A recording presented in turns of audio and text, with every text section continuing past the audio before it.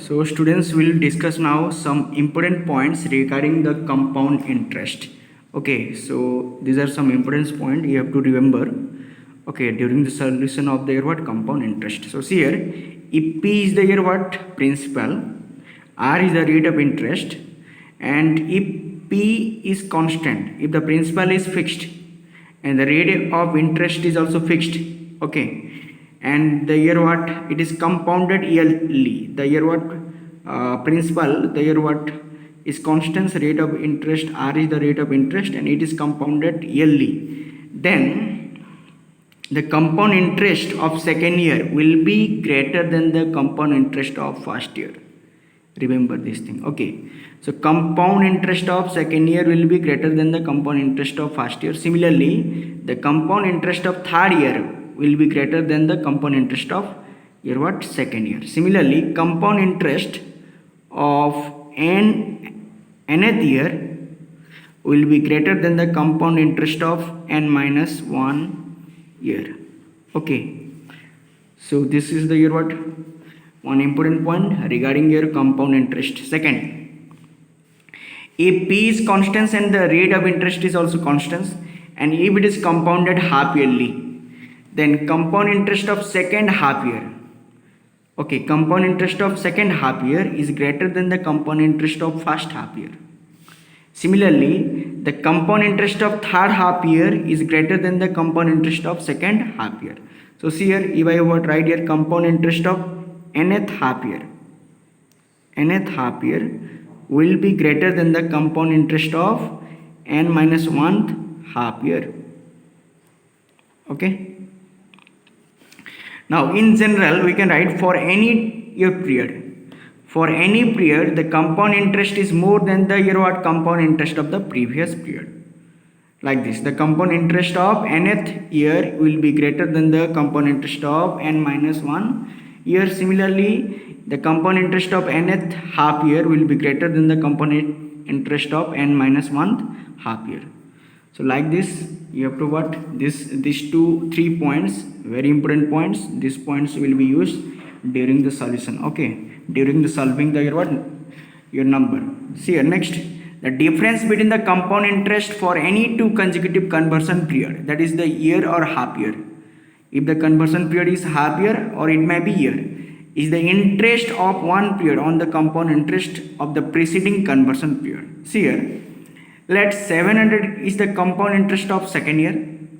Let for any amount, okay, for any amount, okay, we don't know what is the sum or what is the amount. Let the 700 is the compound interest of second year, and 750 is the compound interest of third year, because the compound interest of third year must be greater than the compound interest of second year. So here compound interest of third year is 750, compound interest of second year is 700. Now the difference is how much? The compound interest of third year minus compound interest of second year, 750 minus 750. Now this 50 is nothing but the interest of 1 year on how much? 700. On how much? 700. Now if we want to find out the rate of interest here, the rate of interest will be how much? I is nothing but 50 here. Okay, 50 is the interest of 1 year on how much? 700. So principal is 700 here, time is 1 year. So R, rate of interest, equal to I into 100 by P into T. So what is I here? 50.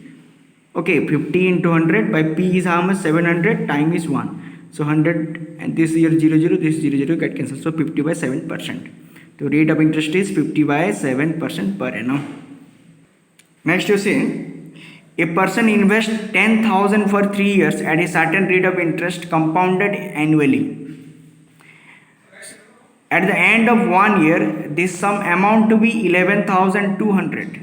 After 1 year, end of the year 1 year, the amount this year 10,000 become how much? 11,200.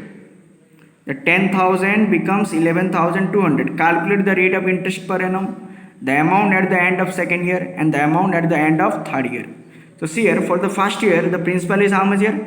10,000. Amount is how much here? 11,200. So the interest will be A minus P. Amount is how much? 1100. sorry, 11,200 minus 10,000. So interest will be 1200. Okay. If the interest is 1200, then we have to find out the rate of interest. For the rate of interest, we have the formula SI into 100 by PT. What is SI here? 1200. 1200 into 100 by 10,000. The principal is how much? 10,000. And this is here what for first year. So time is 1. So we'll get here 12%. So R equal to how much here? 12%. For second year, now this amount become the year principal 11,200. The rate of interest we have got how much here? 12%. Time is 1 year. So interest will be P into R into T by 100. So 11,200 into 12 into 1 by 100. So this 0 0 get cancelled. So interest will be 1344. So amount will be how much? P plus I 11,200 plus 1344. So if we add, we'll get 12,544. Okay. For the third year, the principal is how much? 12,544. Okay. This year what? This amount will becomes the year what? Principal. Now the year what? Principal is 12,544. Rate of interest is 12%. Time is 1 year. Okay. For the third year, the principal will be how much? 12,544. Rate of interest is 12%. Time is 1 year. So the interest will be how much? P into R into T by 100. So 1505.28 rupees. Okay, so amount will be P plus I. So this will be.